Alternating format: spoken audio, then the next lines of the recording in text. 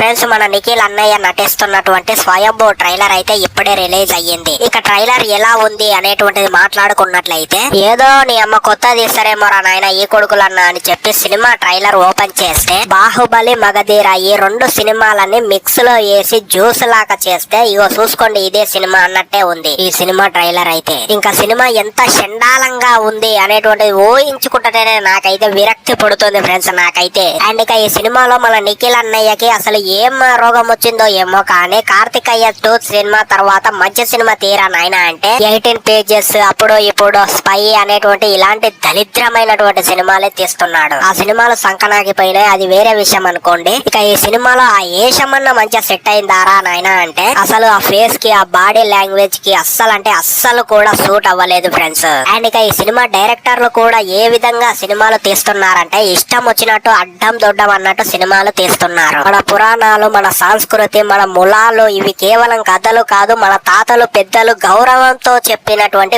విలువలు ఫ్రెండ్స్. కానీ ఇప్పుడు ఏం జరుగుతుంది, ఎవరికి ఏ ఐడియా వస్తే అప్పుడే రప్పమని మన పురాణాల మీద సినిమాలు అయితే చాలా అంటే చాలా దరిద్రంగా తీస్తున్నారు ఫ్రెండ్స్. కథ మారుస్తున్నారు, మళ్ళా పైకెళ్లి అందులో ఉన్నటువంటి పాత్రలు ఉంటాయి కదా అవన్నిటిని కూడా వ్యతిరేకిస్తున్నారు. అండ్ ఇంకా బాధాకరమైనటువంటి విషయం ఏమిటి అంటే మన దేవుళ్ళని కూడా అవమానిస్తున్నారు ఫ్రెండ్స్.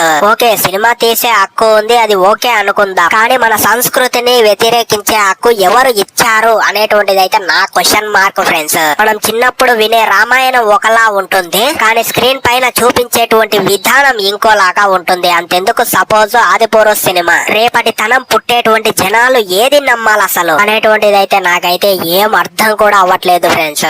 అప్పటి కాలంలో ఉన్నటువంటి సిచ్యువేషన్ కి తగ్గట్టు సినిమాలు తీయండ్రా నాయన అంటే ఇప్పటి ట్రెండ్ కి తగ్గట్టు ఎలివేషన్లు ఏవేవో పనికి మళ్ళినటువంటి ఎలివేషన్లు ఇచ్చుకుంటా మన పురాణాల్లో ఉన్నటువంటి చాలా అంటే చాలా మంచి విషయాలని కూడా చాలా అంటే చాలా దరిద్రంగా సినిమాలలో అయితే చూపిస్తున్నారు ఫ్రెండ్స్.